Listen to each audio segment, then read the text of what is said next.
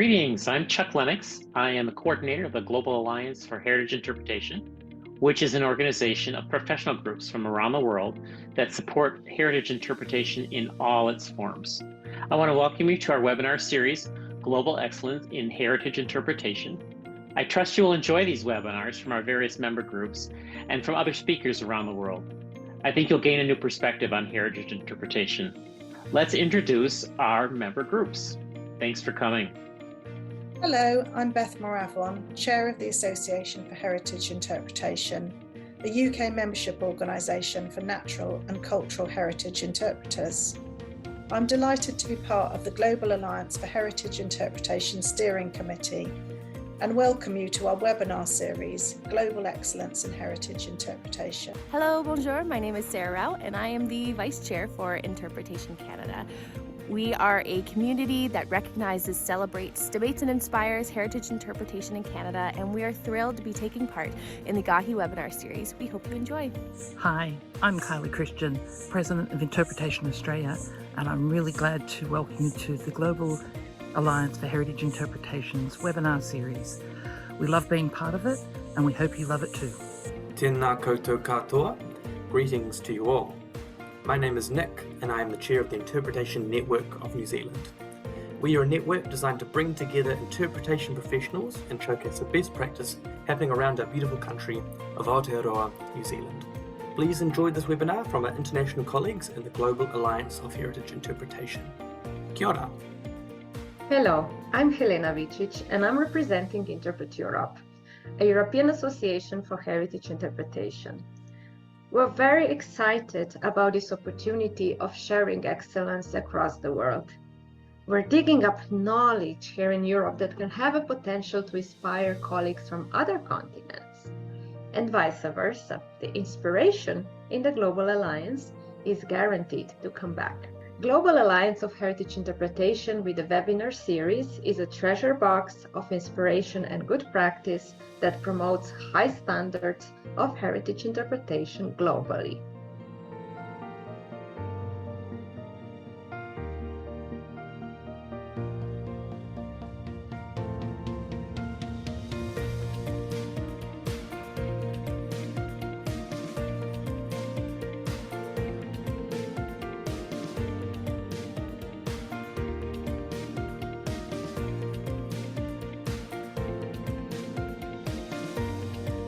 Hi there, I am Paul Caputo, Executive Director for the National Association for Interpretation. We serve 6,000 heritage interpreters in the United States. We are thrilled to be one of the organizing partners of the Global Alliance for Heritage Interpretation year-long free webinar series. Enjoy.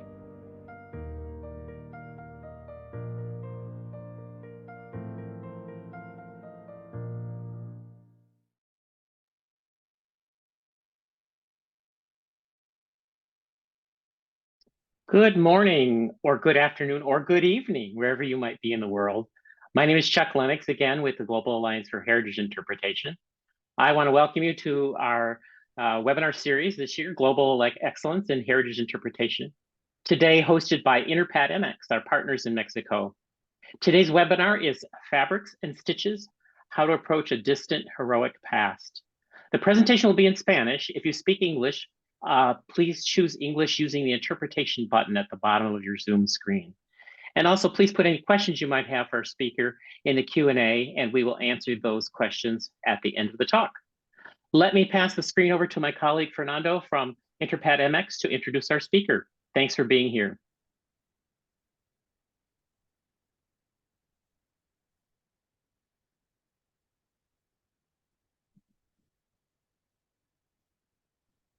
Hi, everybody. Can you hear me? Yes, we can hear you. Okay, perfect. I have the pleasure, I'm going to speak in Spanish. Tengo el placer de presentar a la maestra Patricia Ledesma. Ella es la actual directora del Museo del Templo Mayor en la Ciudad de México. Es arqueóloga con maestría en gestión del patrimonio por la Escuela Nacional de Antropología e Historia Desde 2010, ella ha impartido clases a estudiantes de licenciatura sobre temas arqueológicos e históricos relacionados con la preservación y protección jurídica del patrimonio, la epistemología de la arqueología y la interpretación del patrimonio. Ha publicado 2 libros, uno de los cuales ha ganado el premio del Instituto Nacional de Antropología e Historia, y ha publicado numerosos artículos sobre arqueología de la Cuenca de México durante el posclásico y también sobre patrimonio y museos. Ha sido curadora en diversas exposiciones de museos y ha realizado visitas guiadas para varios diplomáticos. También ella ha realizado guiones para documentales de televisión sobre temas históricos y ha dictado seminarios sobre los aztecas, entre otras actividades. La maestra Ledesma es miembro de la Junta Directiva de la Asociación Mexicana de Intérpretes del Patrimonio, Interpat, y hoy pues nos hace la presentación titulada Telas y puntadas, cómo acercarse a un pasado heroico lejano. Bienvenida, Patricia Ledesma. Mil gracias, Fernando, Choc, por la introducción. Les preparé un video pregrabado con un closed caption para que tuviéramos más facilidad. Song, mil gracias.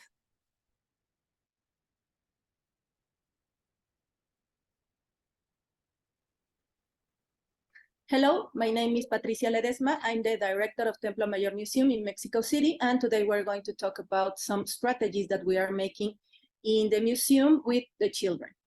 Thank you for inviting me today to talk about this. Let's start. Bueno, pues nuestra charla hoy se va a titular Entre fieltro y puntadas, cómo acercarnos a un pasado distante pero igual heroico. Yo trabajo en el Museo del Templo Mayor, es una zona arqueológica que resguarda el templo principal o el edificio principal de la ciudad de Tenochtitlan, la antigua capital de los aztecas. Esta zona arqueológica pues solamente ha recuperado objetos relacionados con la religión mexica, que era una religión muy compleja, y por lo mismo pues tiene una serie de objetos que son de pronto difíciles de entender. Cuando yo me volví directora de este museo, me preocupé mucho por pensar cómo podemos acercarle a la gente estos objetos tan complejos, no solo en la manera de cómo eran representados, es decir, el lenguaje occidental es muy diferente al lenguaje que se utilizaba en ese momento, no solo el hablado, sino también el gráfico. Y también el material que se utilizaba, pues de pronto no es el mismo que nosotros usamos. Y en ese caso, bueno, pues yo he pensado que los apoyos visuales, los gráficos, el arte, nos podría ayudar un poco más a acercar estos objetos. Aquí vemos un ejemplo de la exposición más reciente que hemos tenido. En esta ocasión, pues pusimos, ustedes pueden ver esta placa negra sobre la que van los objetos, y por otro lado lo que estamos haciendo es poner también una placa negra, pero con una imagen al fondo. Y esto nos ayuda a que la gente pueda entender de un solo vistazo, pues que estas eran orejeras, que estos cascabeles se utilizaban en las mejillas y que este era un adorno de la nariz. Sin embargo, trabajar con artistas digitales, con diseñadores gráficos, si no forman parte de la planta de un museo, es muy complicado. Primero por el presupuesto, porque son trabajos caros, por supuesto. Y por otro lado también porque se requiere una comunicación muy constante y muy compleja y concisa entre unos y otros. Por un lado, lo que el arqueólogo y lo que el curador quieren, y por otro lado, lo que el diseñador o el artista digital pueden hacer por nosotros. Y en este caso, bueno, pues les voy a platicar de una relación muy virtuosa que tenemos con Francisco Rivas. Francisco es un colega, él es freelance y tiene desde hace varios años una pequeña compañía de muñecos de fieltro. Él se acercó a trabajar a Castillo de Chapultepec a inicios de 2013-14 y él trabajó principalmente 3 proyectos. Estos que ven, el que se ve a su izquierda fue de los primeros, y el concepto que él maneja es ¿qué tal si estas personas que ya murieron de pronto vuelven a la vida y nos cuentan su historia? Pero obviamente pues vuelven a la vida con sus condiciones, es decir, como esqueletos. Entonces por eso los ven con estas formas tan interesantes. Una de las primeras historias fue la vida de Carlota y Maximiliano, que vivieron en el castillo de Chapultepec, y la otra es un proyecto científico que se hizo a inicios de 1800, donde un grupo de científicos mexicanos viajó a Japón para observar un evento astronómico muy interesante. Y esta historia se contaba en el castillo de Chapultepec. Yo vi esas dos exposiciones, me llamaron mucho la atención, y poco después Salvador Rueda, me presentó, el director de Castillo de Chapultepec, me presenta a Francisco. Sin embargo, nosotros estábamos trabajando un tema muy complicado en ese momento. En 1521 fue el asedio de la ciudad de Tenochtitlan y la destrucción por parte de los españoles, y entonces pues nosotros en 2021 la teníamos que contar. Fue un proyecto que empezamos a trabajar desde 2017, donde empezamos a planear y a desarrollar una serie de actividades entre conferencias, exposiciones, presentaciones de libros, catálogos, un proyecto muy complejo, primero porque eran 500 años, imagínense, ¿no? La efeméride era muy importante. Por otro lado, el tema de la conquista en México sigue siendo un tema muy delicado, un tema que requiere respeto, pero que también requiere una verdad científica. Y, por supuesto, a Templo Mayor fue a quien le pasó todo. Entonces, era algo que teníamos que abordar desde el museo, pero que también de pronto hablar sobre la guerra es muy complejo. Y en particular para los niños, si ustedes ven, pues obviamente este tipo de estrategias está más dirigida hacia los niños. ¿Cómo le podemos hablar a los niños de un tema tan complejo, por un lado, tan difícil de entender, pero por otro lado, que no tuvo un final feliz para los habitantes de Tenochtitlan? Afortunadamente, en esas fechas, el castillo de Chapultepec estaba trabajando con Francisco la historia de los niños héroes.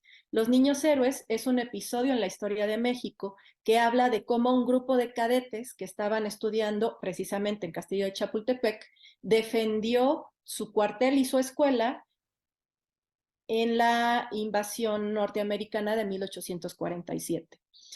Entonces, obviamente, era un tema muy triste, muy complicado, tampoco tenía un final feliz, y dije, bueno, a ver, vamos a ver cómo ellos lo abordaron.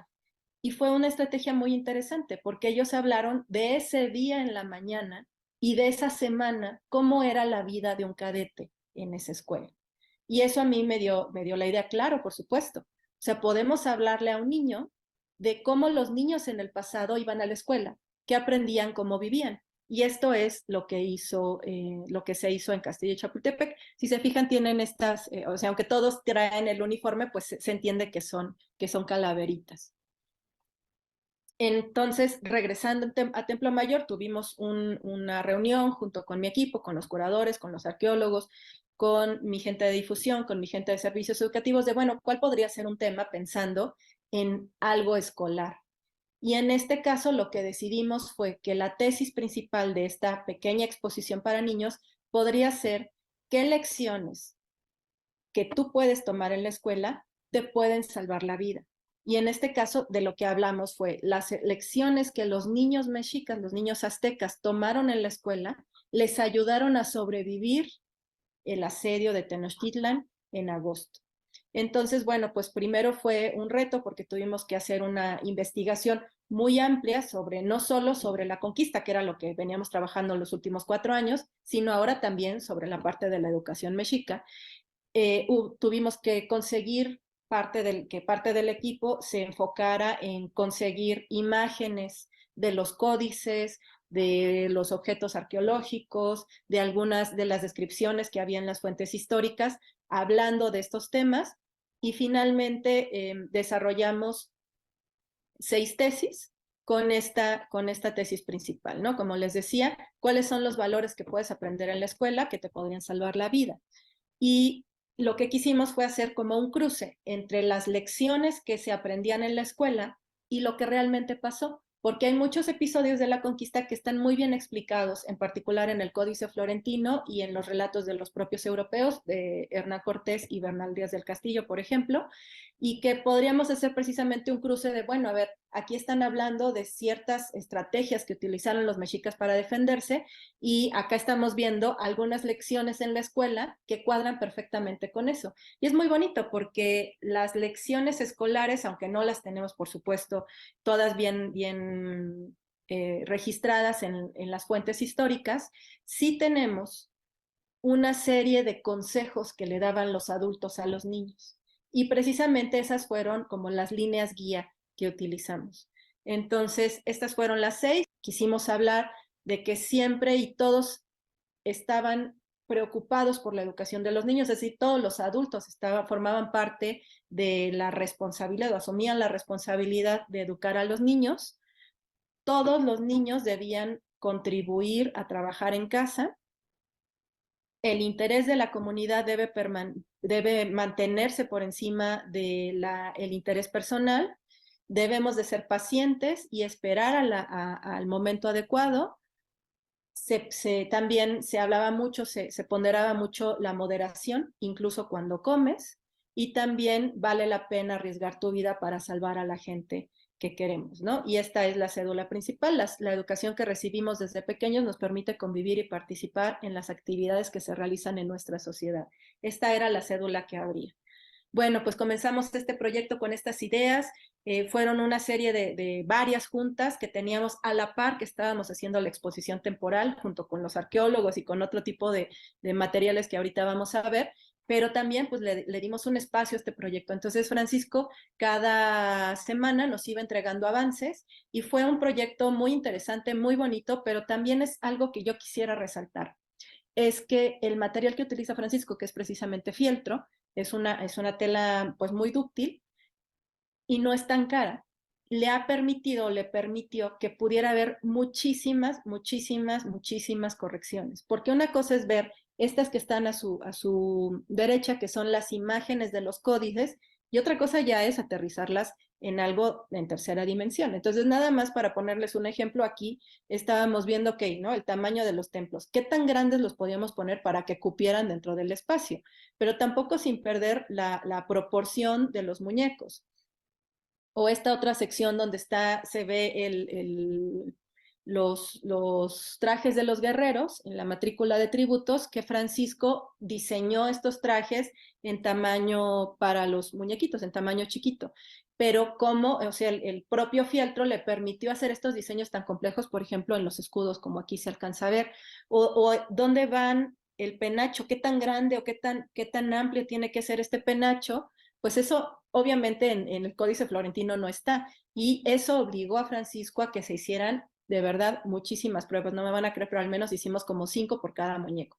Obviamente también tengo que reconocer que Francisco es una persona muy dedicada, que luego entendía lo que queríamos. Entonces, por ejemplo, aquí de pronto me puse, y fíjense que es muy interesante, y ahí me doy cuenta cuando los diseñadores que presentan proyectos, de pronto sí hacen bien su trabajo.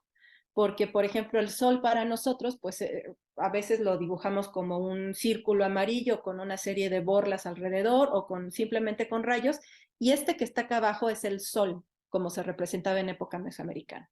Entonces, por un lado era, sí, claro, no perder que finalmente vivimos en una sociedad occidental, pero también recoger o recuperar estos pequeños detalles que sí nos muestran en los códices, que sí existen, para que la gente de pronto los pueda ver y los pueda identificar más adelante en alguna otra sala del museo.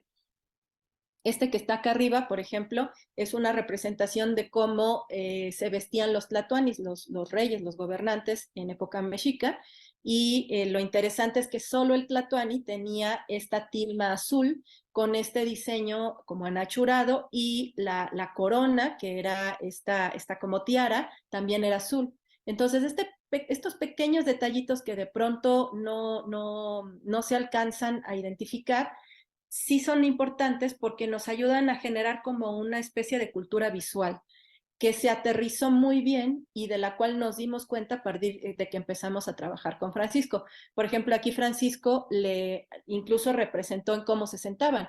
Los gobernantes se sentaban como en cuclillas sobre una estera que tenía un respaldo, es decir, no estaban como en una silla o en un trono, como los reyes europeos, por ejemplo. Y entonces él se dio la tarea de hacer precisamente una estera como está en el dibujo que estamos viendo en la parte izquierda, y acá se alcanza a ver una de las pruebas.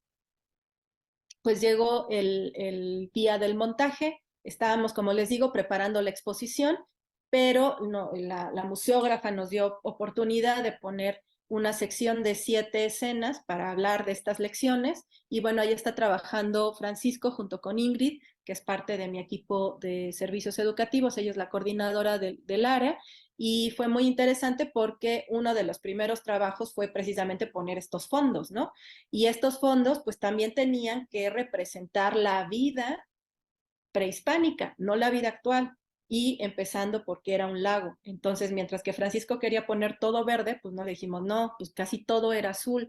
O fíjate en las montañas que antes se podían ver, ahora por la contaminación es muy difícil, pero antes el Popocatépetl, que es el volcán que tenemos al fondo, pues incluso Francisco lo logró dibujar sin tanta complicación, nuevamente porque la tela es un elemento muy generoso.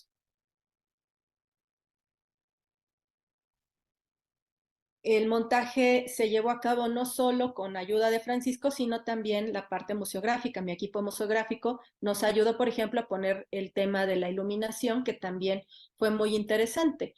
Aquí van a lograr ver que son 2 escenas, creo que acá se ve mejor. Son 2 escenas. Entonces, por un lado estaba la historia, queríamos contar la historia de la conquista, que es lo que va a pasar en la parte de abajo, y luego cada uno de los personajes que está en esta escena está recordando la lección que aprendió en la escuela, que es como esta nube que alcanzan a ver en la parte de arriba. Aquí se ve mejor. Entonces, mientras abajo está la escena de la lucha, arriba está la escena que alguien está recordando de cómo le iba a él en la escuela. Decir, ah, claro, esto que aprendí en la escuela, ahorita lo estoy aplicando. Pues como les digo, cuando empezamos a hacer este trabajo como en tercera dimensión, nos empezamos a dar cuenta de muchísimos detalles que de pronto no tomamos en cuenta, ¿no? Por ejemplo, el piso. Entonces, mientras Francisco nos puso un piso plano y gris para el Tenochtitlan, le dije, no, es que así no era el piso. Entonces, ve a la zona arqueológica y fíjate cómo es el piso. Y si se fijan, pues son pequeñas lajas de colores entre grises, rosas y amarillos, que aquí Francisco lo logró aterrizar muy bien en la tela. O los árboles. Normalmente nosotros dibujamos árboles muy esbeltos, pero también como muy pachones en la parte de arriba. Y eso pues no ocurría en Mesoamérica. En Mesoamérica la mayor parte de los árboles que había en Tenochtitlan eran estos, los ahuejotes famosos que ahora podemos ver, por ejemplo, en Xochimilco, que son árboles muy espigados. Y entonces Francisco pues también tuvo que cambiar la primer propuesta que traía de árboles, que nuevamente son pequeños detalles, pero yo creo que son detalles muy importantes porque eso hace que la gente logre entrar precisamente a estos otros mundos. Bueno, pues les voy a enseñar algunos ejemplos de estas escenas que les comentábamos. Por ejemplo, esta que se refería a la lección de que todos formaban parte de las responsabilidades al interior de un hogar, y la lección que se aprendía en la escuela es la que está en la parte de arriba, que aquí les hice un close-up. Entonces dice, hijo mío, mi sangre, mi color, que era así como le llamaban a los niños, tienes que contribuir en las labores de nuestro hogar. Entonces la niña dice, yo ayudaré a mamá a preparar el hilo para coser las mantas, y el niño dice, yo cargaré leña y llevaré agua a nuestra casa desde el río. Entonces, como todos forman parte de la comunidad y todos es importante que trabajen, lo mismo pasó durante el asedio. Y por acá abajo tenemos la escena del Florentino, porque sabemos que mientras una de las estrategias para defender la ciudad fue que las calzadas que conectaban tierra firme con Tenochtitlan, mientras que en el día los españoles rellenaban los hoyos para poder cruzarlas, en la noche los mexicas quitaban todas las piedras para abrir como pasos y evitar que los caballos lograran brincar. Sabemos que en esas estrategias nocturnas todos participaban, hombres, mujeres, niños, ancianos. Y esa es la imagen que está en el Florentino acá abajo, y fue la imagen que tratamos de reproducir en esta lámina. Bueno, pues en esta otra escena estamos viendo, perdón por la imagen que no la alcancé a tomar completa, pero en la parte de arriba es un niño que entra por primera vez a la escuela y abajo está ese mismo niño que es el soldado de color rojo que se está recordando cómo le fue. Y entonces dice, hoy es mi primer día en el Tepochcali, en la escuela, quiero ser el mejor. ¿Y qué le contesta el maestro? No, muchacho, aunque seas muy capaz, no debes aventajar a los demás. Si eso ocurre, te detendrás y esperarás a que la gente te dé tu lugar. Y entonces esta escena se representa porque sabemos, gracias al florentino, esta es una imagen, pero también está descrita por el propio Cortés, que una de las estrategias que utilizaron los mexicas para poder defenderse de los caballos, que era uno de los elementos más mortíferos en los ataques, fue que se sacrificaba a uno de los soldados y entonces el soldado se ponía de frente al español que iba sobre el caballo, el español le enterraba una lanza, pero el soldado mexica no se desmayaba, sino que pues juntaba fuerzas, tomaba la lanza y entonces otros 3 compañeros que estaban cerca de él le ayudaban a hacer una especie de palanca para poder bajar al español del caballo. Entonces, obviamente, el guerrero mexica perdía la vida. Pero este ejemplo, donde la vida se puede sacrificar porque lo que importa es el bien común, está muy bien representado y fue la imagen que quisimos representar del florentino a estos con los muñecos de Francisco. Esta también fue muy interesante. La lección que le daban los adultos a los niños es que debían de ser pacientes y esperar para el tiempo correcto. Y entonces estos pequeños niños le dicen al papá, papá, ya he traído lo que me has pedido. Y el papá le responde, bien, hijo, no esperes a que 2 veces te lo manden, porque esperar a 2 veces ser llamado o ser mandado es cosa de perezosos, es cosa de bellacos. Y acá también sabemos que una de las estrategias que se utilizó durante la conquista fue que los mexicas esperaban a que los españoles se acercaran lo suficiente para tenderles emboscadas. Entonces, imagínense lo difícil que debió ser para ellos de pronto escuchar que venían los caballos o que venía todo este grupo y ellos estaban escondidos esperando la orden de su capitán o de su general. También tenemos imágenes en el Códice Florentino, como la que están viendo del lado izquierdo, donde se ven, si se fijan, están como una especie de bardas y están los indígenas escondidos atrás, esperando la orden de su capitán. Y esto lo quisimos representar en esta sección, donde también fue muy importante porque de pronto se nos pierde de vista que en las guerras no solo participan hombres bien armados adultos. En las guerras participa, y en particular cuando se trata de asedio a ciudades, hombres, mujeres y niños. Y esos de pronto, y ancianos y personas heridas. Entonces de pronto se nos olvida que también es una guerra que afecta a la sociedad civil o a la población civil que pasó en Tenochtitlan. Entonces también por eso quisimos incluirlos ahí, ¿no? Para que no se perdiera esta parte sensible que de pronto en las películas o en estas obras de teatro muy famosas se pierde de vista por pensar en algo heroico, cuando en realidad pues sí tenemos que hablar de estos temas tan complejos. Y otra de las lecciones que tratamos de tener fue esta de ser moderados. En época prehispánica, la moderación era una de las actividades más importantes. Y aquí lo que se estaba mostrando era que las lecciones de moderación les ayudaron en una escena que el propio Bernal Díaz del Castillo reportó en su diario. Él dice que todos sabían, ya estaba muy avanzada el asedio a Tenochtitlan, ya había pasado muchos meses, los tenochcas habían pedido, ya no tenían de comer. Y entonces Hernán Cortés estuvo intentando una y otra vez que se rindieran. Entonces en una de esas, Hernán Cortés invita a los embajadores mexicas a que suban a su barco y les ofrece un gran festín. ¿Qué hacen los embajadores mexicas? Sacan unas tortillas de su bolsa, de un morral, y empiezan a comerlas lentamente para demostrarle a Cortés que no iba a negociar con ellos a cambio de comida. Eso a todos les sorprendió, y les sorprendió tanto que el propio Bernal, que era un soldado, lo reportó en su diario.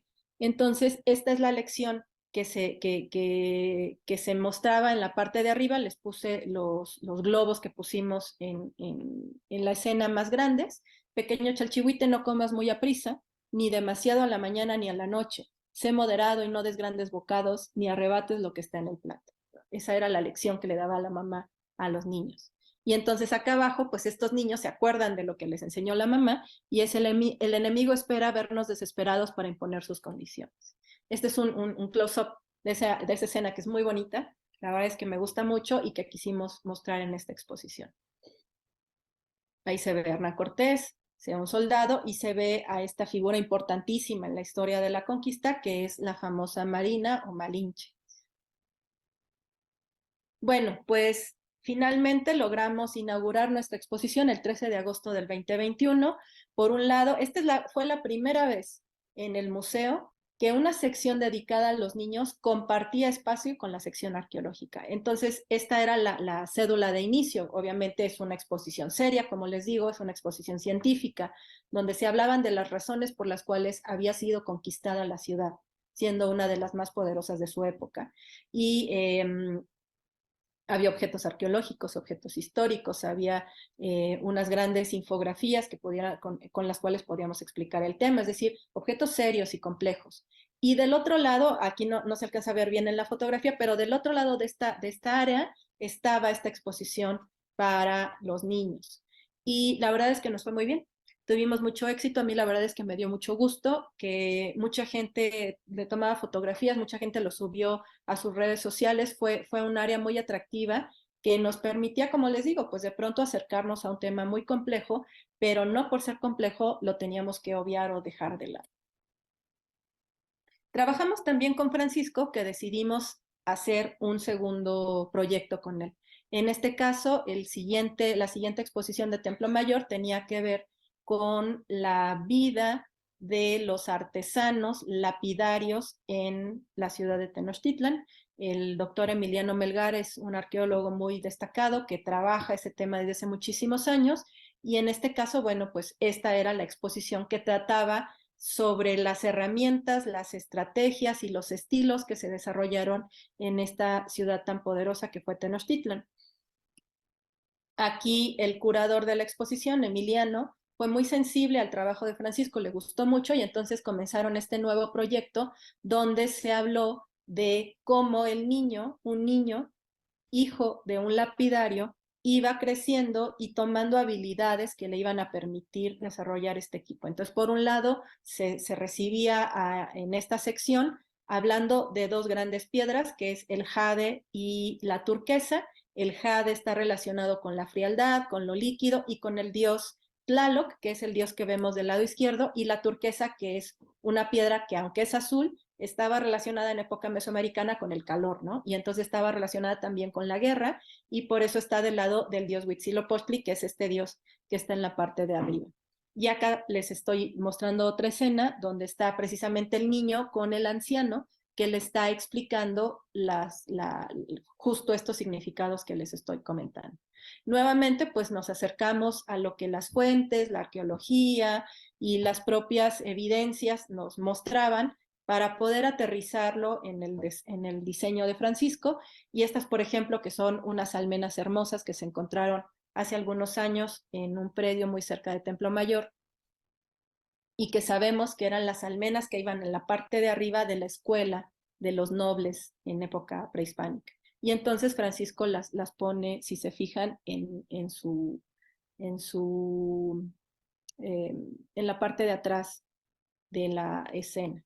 Y también, por ejemplo, se hablaba de cómo estas piedras pues no venían de la ciudad, eran materiales que traían desde muy lejos.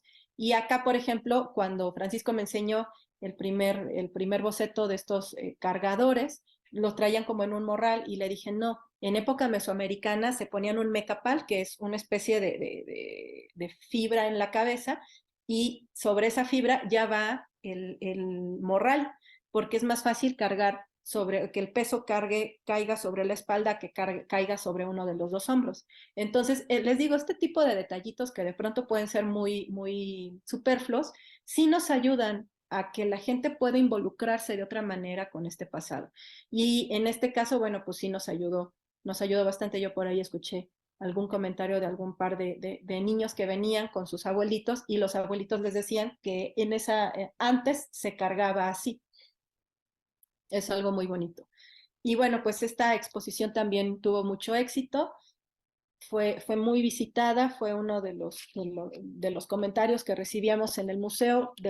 La mayor parte de los agradecimientos era por esta sección. Si se fijan, lo que hicimos fue reciclar la museografía anterior, entonces se quedaron como las ventanas en su lugar, y lo único que hizo Francisco junto con el equipo de Ingrid y de museografía fue cambiar los contenidos interiores, y se cambió, eso sí, el sentido, porque la de Conquista empezaba de derecha a izquierda y esta se empezó de izquierda a derecha, porque también cambió el sentido de la exposición temporal.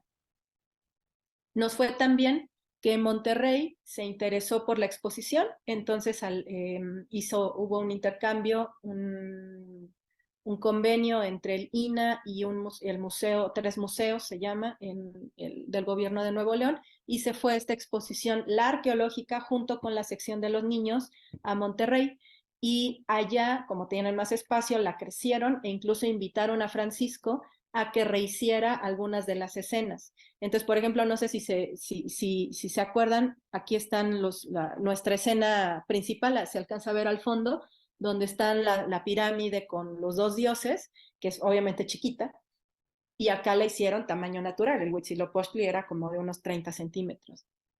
Entonces, son cosas que nos dan gusto, porque de pronto Templo Mayor también le permitió a Francisco desarrollar otras habilidades y conectarse con otro tipo de instituciones culturales también. El siguiente proyecto con el que trabajamos fue Coyolxauhqui. El proyecto Templo Mayor se desarrolla o inicia en 1978 gracias al descubrimiento fortuito de la diosa de la luna. Entonces, en 2023 tuvimos la celebración de los 45 años, era también una efeméride muy importante que no quisimos dejar de lado, y la exposición se centró solamente en esta diosa. Y en este caso, bueno, pues fue una exposición que se hizo durante un momento muy complejo, porque veníamos saliendo de la pandemia, hubo una crisis económica y los presupuestos se redujeron significativamente. En este caso, bueno, pues ya no nos alcanzó para hacer 6 escenas. Ahora imagínense también, pues no es lo mismo desarrollar a un personaje simple a desarrollar a un dios. Y en este caso, lo que logramos con Francisco es que se desarrollaran cada uno de los dioses nada más. ¿Por qué? Porque cuando estaba montando la exposición anterior, me di cuenta que los muñecos de Francisco, no sé si se ven por acá, cuando él los hace, les pone un alma de metal. Y entonces eso permite que se puedan mover los brazos, la cara, las piernas e incluso el torso. Y le dije, oye, Francisco, ¿por qué no hacemos más bien un stop motion? Vamos a ver cómo nos sale, porque la verdad es que nadie de nosotros trabaja ese tipo de tecnologías. Y Francisco me dijo, bueno, pues lo intentamos, no perdemos nada. Entonces la primer tarea o la primer labor fue precisamente hacer los dioses, ¿no? Y eso fue, no saben, toda una aventura, pero también la disfrutamos mucho. Por un lado, pues tuvimos que estudiar la geografía mítica que venía relatada. Afortunadamente, este es un mito que aunque no tuvo mucha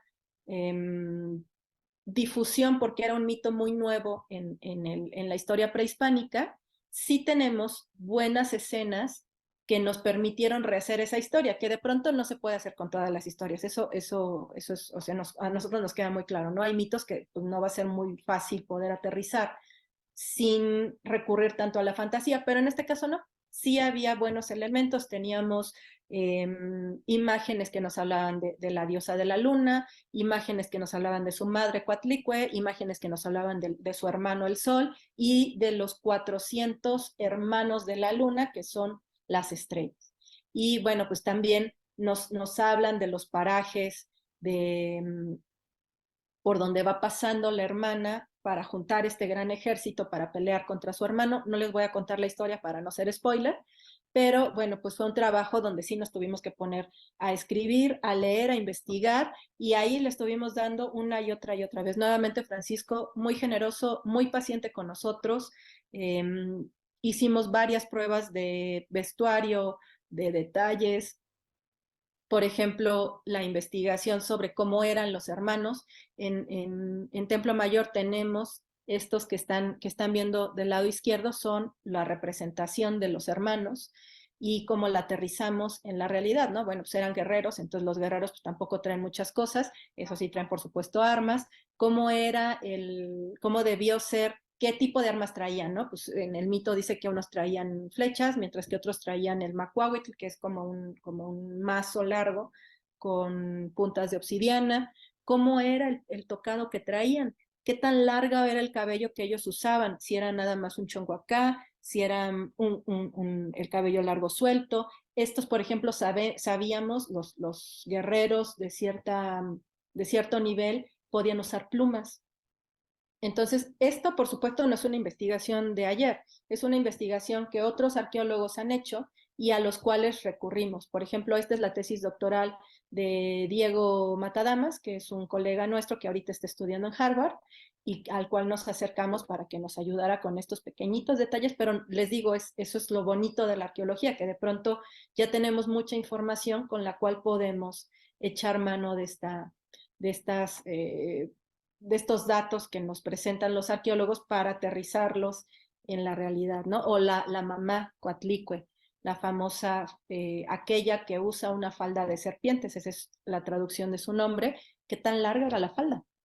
A la rodilla, un poco más abajo, un poco más arriba. Acá la vemos pues, como en cuclillas, entonces tampoco la podemos identificar. Esta escultura está en el Museo de Antropología, la que está del lado izquierdo arriba. Entonces, todo este tipo de detallitos, la verdad es que fue muy interesante trabajar.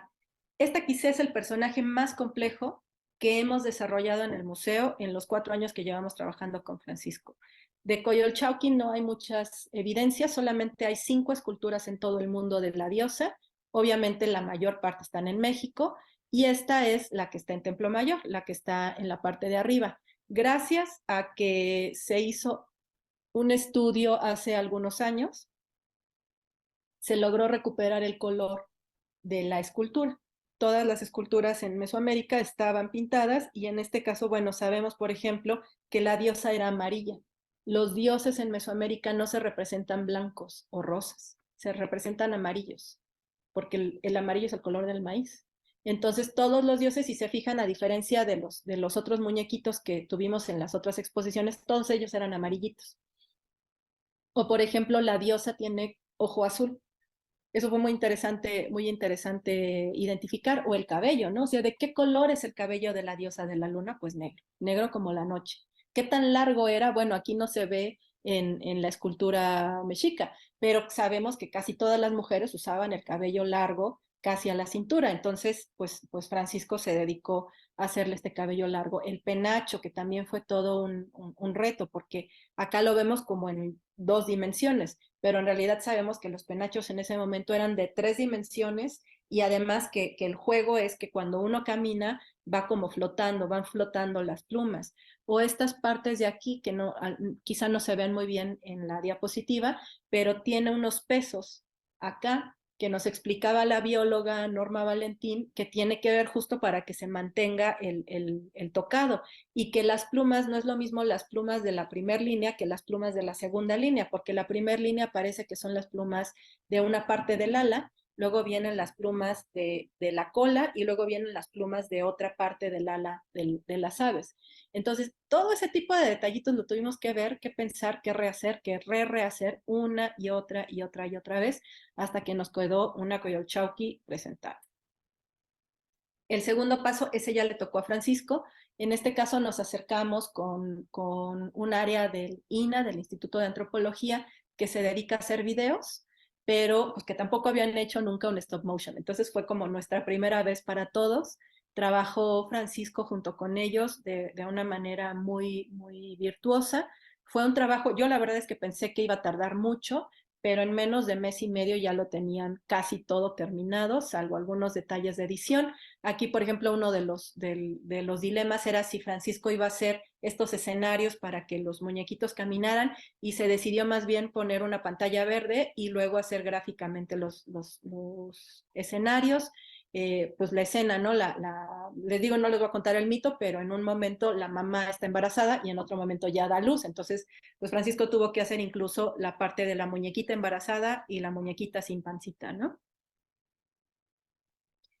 Cuando comenzábamos a hacer este trabajo, me di la oportunidad de tomar un par de imágenes para subirlas a Twitter y también fueron de los tweets más seguidos. De pronto a la gente también agradece saber cómo vamos trabajando y en particular en estos trabajos para niños, como son tan visuales, tan gráficamente agradables, pues a la gente también le gustan un montón. Entonces eso lo llegamos a subir a redes. También mi jefa de difusión, Mitzi Alcalá, llegó a publicar algunas cosas de este making of y la verdad es que nos funcionó muy bien y les digo, la gente de pronto lo agradece. Lo que sí hicimos fue aprovechar una grabación que no iba para el stop motion. La grabación del mito estaba pensada para formar parte de la exposición, pero no necesariamente para el stop motion. Sin embargo, pues decidimos en Templo Mayor de pronto nos especializamos en reciclar y decidimos aprovechar precisamente la grabación que hizo nada más y nada menos que Eduardo Matos Moctezuma, que es uno de los arqueólogos más reconocidos y que generosamente nos prestó su voz. Él fue a Radio INA, ahí entró en una cabina de audio y ahí grabó la voz, les digo, para otro proyecto, pero la aprovechamos para este. Y bueno, pues ya que estábamos haciendo este stop motion, le pedimos también a la arqueóloga Debra Nagao, que es una arqueóloga muy importante norteamericana, que grabara la versión en inglés, y al doctor Guillem Olivier, que también es un renombrado arqueólogo, que grabara la versión en francés. Entonces, esta grabación auditiva nos permitió pasarla o migrarla al stop motion, que fue un trabajo que hizo Mitzi Alcalá con su equipo y que quedó bastante bien. Entonces, estas son un par de las escenas de este video. Les voy a poner ahorita en el chat la liga en YouTube por si lo quieren ver. Se las voy a poner en inglés, o sea, la versión en inglés y la versión en español por si lo quieren ver completo, ¿no? Durante la exposición temporal, a pesar de que el espacio estaba muy comprometido, como les digo, ya no teníamos ni mucho presupuesto ni tampoco mucho espacio para esta exposición, nuestra jefa de museografía nos hizo un huequito y le permitió a Francisco poner una mesa con todos los muñequitos que habíamos utilizado para el stop motion. Esto nos ayudó en particular nuevamente a acercarnos al público infantil, ¿no? De pronto, después de ver toda esta serie de temas muy serios, por supuesto, sobre la luna, sobre Huitzilopochtli, ver estos muñequitos ayudaba como a bajar un poco la intensidad. Pero también, por otro lado, pues nos permitía promocionar el video, por un lado, por eso se ve aquí un QR en la mesa, y por otro lado también para promocionar el trabajo de Francisco. Como les digo, Francisco es freelance y yo creo que sí es justo que ellos promocionen el trabajo también que están haciendo, ¿no? Nos fue también en esta exposición que incluso uno de los arqueólogos más renombrados, que tengo la fortuna de trabajar con él, Leonardo López Luján, publicó en sus redes sociales esta muñequita de Coyolxauhqui, ¿no? Y resultó un furor, ha sido también gracias a eso hubo como un segundo aire para la exposición y mucha gente nos vino a visitar solo porque Leonardo lo había publicado. El último proyecto con el que hemos trabajado con Francisco es sobre una leyenda, un mito de Hacha Nocturna. Hacha Nocturna es un ente que se dedica a proteger a los bosques. Y este mito está inserto dentro de la exposición de los objetos de madera que se han recuperado en Templo Mayor. Templo Mayor tiene un contexto arqueológico muy complicado, pero también muy interesante porque está muy húmedo. Y eso ha permitido que recuperemos objetos que normalmente en el contexto mexicano no se recuperan, como por ejemplo la madera. De hecho, el proyecto es el proyecto que más objetos de madera en México ha recuperado. Y por eso se le decidió hacer una exposición temporal. Es una exposición que se inauguró el jueves de la semana pasada y como nuevamente no teníamos ni mucho espacio ni mucho presupuesto, se decidió seguir con esta idea del stop motion. Y bueno, pues aquí pueden ver la cara de alegría de los curadores. Ellos son dos de los curadores, Víctor y Adriana, que están trabajando con Ingrid arriba, mi jefa de educativos, y con Francisco acá abajo, y yo estoy acá en una esquina. Y nos pueden ver, estamos haciendo las pruebas de cómo iba a ser este mito, cómo iban a ser los personajes. Nuevamente les digo estos detallitos de qué tan alto tiene que ir el chongo, tiene que ir más abajo, qué tan largo llevan el cabello ellos. Como es una exposición dedicada a los árboles, es uno de los temas principales, de los ejes principales de la exposición, que el tipo de árbol marcaba el tipo de objeto que se podía hacer, es decir, la madera no era... no se usaba de la misma manera para hacer un objeto que otro. Entonces aquí sí era muy importante que Francisco diferenciara el tipo de árbol.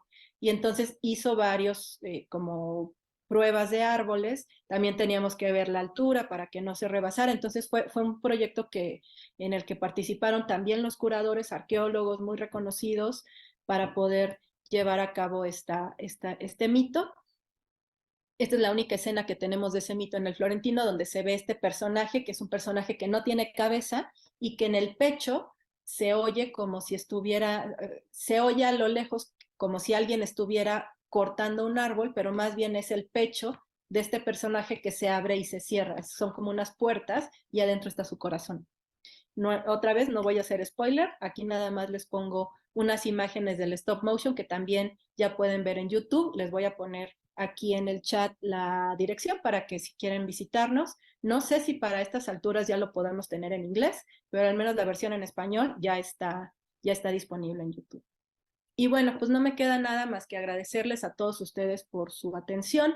Este es mi querido amigo Francisco, su correo y su Insta por si lo quieren seguir, por si quieren trabajar con él. Es una persona súper profesional con la que nosotros hemos trabajado muy, muy bien, y agradecerles a todos ustedes por la paciencia y espero que les haya gustado. Mil gracias a todos.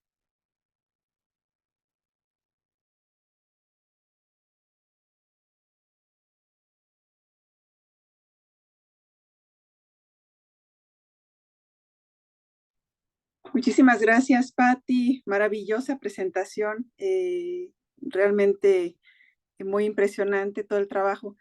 Tal vez alguien tenga alguna pregunta que quieran escribir y la podemos leer, o si quieren también podrían abrir sus micrófonos.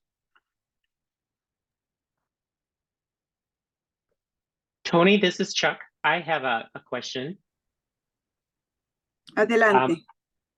With all the different players in a big museum like this, experts in all their different fields, how did you get them to work together?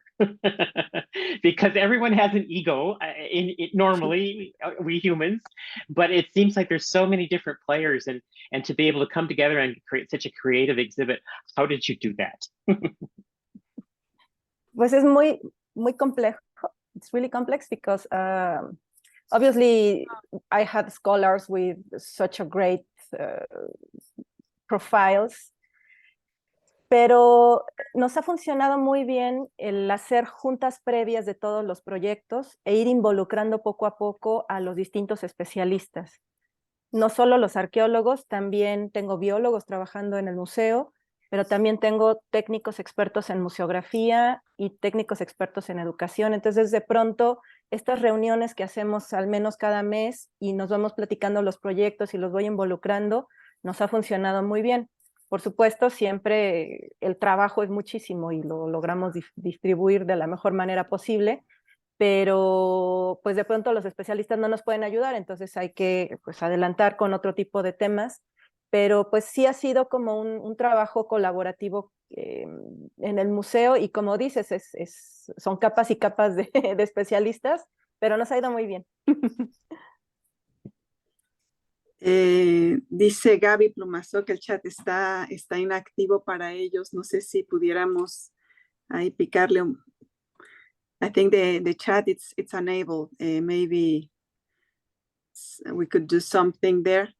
But Gaby, if you want to text me on WhatsApp, I have it and I can read your comment.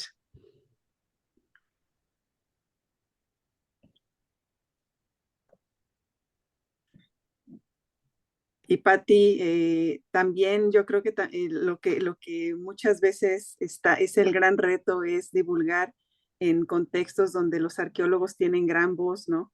Y cómo se logra eso. Yo creo que es una pregunta que nos hacemos los arqueólogos en México. ¿Cómo logras que haya esa, ¿cómo decirlo? Como esa sensibilidad hacia temas más de divulgación en contextos donde la arqueología es más, pues eso, más académica, más científica. ¿Cómo lo has logrado? Pues, y tampoco el espacio nos ayuda mucho, era lo que comentaba en la parte de conquista. Pues hay, por supuesto, el museo es arqueológico y la gente va a ver piezas arqueológicas, pero darle un espacio, negociar espacios para que esta parte de divulgación también tenga un lugar, y un lugar importante, sí ha sido un estire y afloje de pronto, por ejemplo, con museografía. Entonces, que desde un principio planeen una exposición donde no solo quepa lo arqueológico, sino también la parte de divulgación en la misma área, sí ha sido un reto de estira y afloje. No en todos los proyectos se puede, por ejemplo, ahorita en Madera, como les decía, entre que no tenemos mucho presupuesto y que de pronto pues la colección sí avasalla, pero sí ha sido un trabajo también de mi equipo de servicios educativos que siempre están proponiendo cosas. Y yo creo que acá, no sé en otros museos, pero aquí lo que me ha ayudado mucho es que muchos de mis arqueólogos son papás, y son papás de niños chiquitos. Entonces eso también ha ayudado mucho. Claro, me siento identificada, tiene todo el sentido. Gaby, ¿querías hacer un comentario? Que ya funciona, estaba deshabilitado. Y los que están como panelistas tal vez quisieran hacer, aquí hay una manita levantada de Gaby. Y quienes están como panelistas también aquí en la reunión de Zoom tal vez podrían tener un comentario. Yo estoy fascinada, te aseguro. Eso lo comentaba acá en privado. Patricia, what's something you would do differently looking back on all those different projects?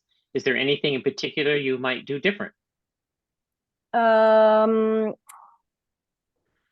Maybe well, one thing that I want to do with the latest exhibitions was to take photographs of all the objects and maybe to publish them as a comic book.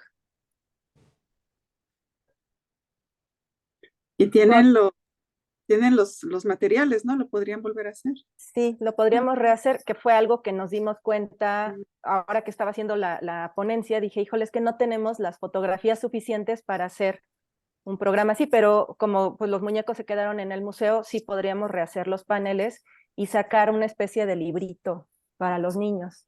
Como siempre, las exposiciones son efímeras, pero lo que queda son las publicaciones, entonces quizá por ahí es algo que sí me arrepentí de no haber hecho, pero pues hay que conseguir los fondos y seguro lo haremos pronto. Pues creo que Manuel Gándara te felicita mucho y dice lo del cómic es excelente idea y tal vez utilizarlo hasta en memes, ¿no? Que hemos estado, ya que nos diste una gran lección de cómo hacer memes interpretativos, también podrían funcionar perfectamente. Pues creo que estamos... Son lo que yo quisiera resaltar y que todos se llevaran es que son materiales muy nobles. O sea, trabajar con tela es algo que te ayuda mucho, es barato, entonces tienes la posibilidad de poderte equivocar y rehacerlo en menos de 2 horas. O sea, son materiales que de pronto ya no volteamos a ver tanto, pero la lección que a mí me han dado es esa, que es muy, muy noble, muy eficiente, y para nosotros que tenemos presupuestos reducidos, pues funcionan bastante bien. Y aparte bonitos, ¿no? Están bien monones. Jacob piensa que el cómic es una muy buena idea, especialmente para atraer a audiencias más jovencitas como niños. Entonces, me parece que estamos en el tiempo justo. Pues por nuestra parte, como Interpat, les agradecemos mucho.